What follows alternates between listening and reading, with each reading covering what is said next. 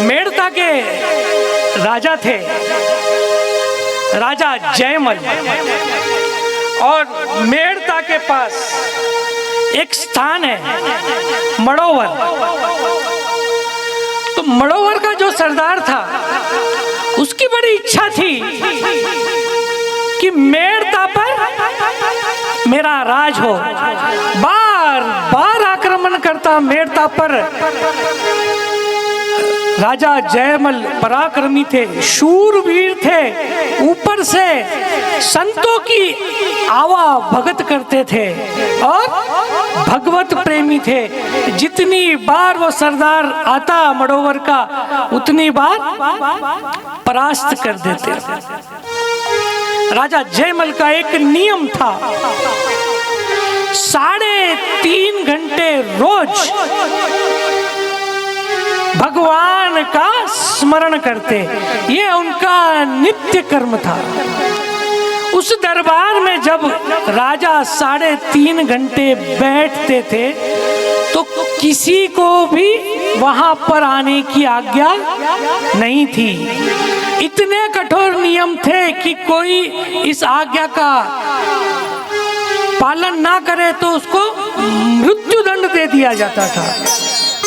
इतना कठोर नियम पालन करते और रोज 3.5 घंटे भगवान का स्मरण करते। बोलते हैं ना, घर का भेदी लंका ढाए।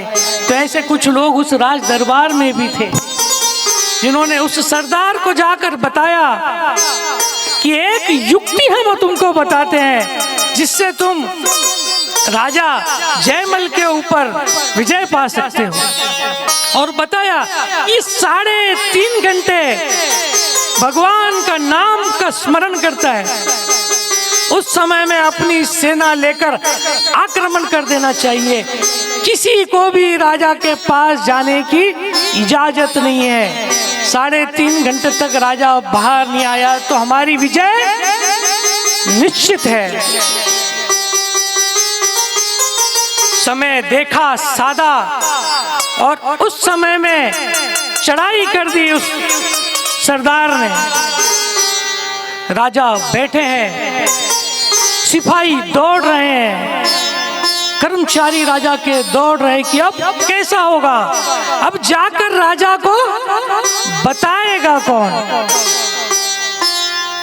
कि सामने से आक्रमण हो चुका है। राजा आप आपका नित्य कर्म छोड़िए, पूजा पाठ छोड़िए और शस्त्र लीजिए, बाहर आइए। किसी की हिम्मत नहीं, क्योंकि नियम इतने कठोर थे। राजा की माँ साहब से, महारानी साहब से सबने विनती की कि महारानी आप अगर जाओगी तो निश्चित ही राजा अपने नित्य कर्म से बाहर आएंगे और हमारा राज्य बच जाएगा, आपको मृत्युदंड नहीं मिल सकता है।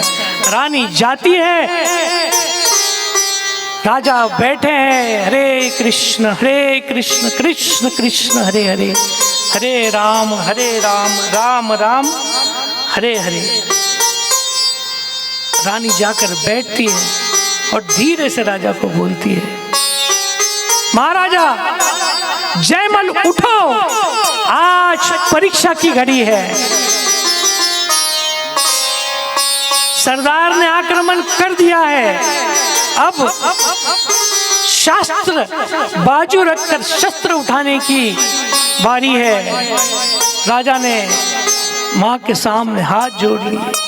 राजा ने बोला, नियम तो मेरा नियम है, प्रभु का भजन जब तक मेरा पूरा ना हो तब तक मैं इस स्थान से नहीं उठूंगा, चाहे कुछ भी हो जाए।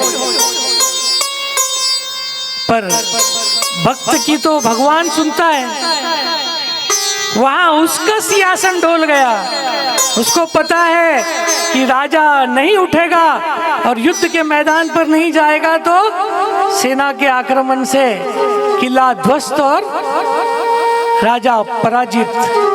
स्वयं करुणानिधि दयानिधि भगवान को दया आ गई और राजा जयमल के अस्तबल में राजा का घोड़ा खड़ा था, उस पर स्वयं भगवान राजा का वेश बनाकर आ गए, घोड़े की लगाम उठाई और पहुंच गए युद्ध में। कुछ ही घंटों में पूरी सेना को परास्त कर दिया। आ गए, फिर से अस्तबल में वो घोड़ा बांध दिया। यहाँ पर राजा के 3.5 घंटे पूर्ण हुए। राजा उठा, दौड़ा अस्तबल की ओर, देखता है घोड़े को जैसे ही सहलाना लगा तो देख रहा है तो घोड़ा तो पसीना पसीना हो गया। समझ गए राजा कि कुछ हुआ है। इसको क्या हुआ है? उतनी देर में शंखनाद, सब तरफ से लोग जय जयकार के नारे लगा रहे हैं और विजय घोष मनाया जा रहा है। राजा को समझते देर नहीं लगी। आज उस प्रभु ने मेरी लाज बचाई है। आलिंगन कर लिया उस घोड़े का और घोड़े से राजा बोले, आज तो किस्मत तेरी है कि तुझको उस प्रभु का सहवास मिला। वहां से दौड़े भीतर और चरणों में गिर गए, भगवान की मूरत के हृदय से मूरत को लगा लिया। तो ऐसे भगवान है जो भक्तों के लिए आते हैं। हमें विश्वास होना चाहिए, उस भगवान के प्रति दृढ़ विश्वास हमारा होना चाहिए।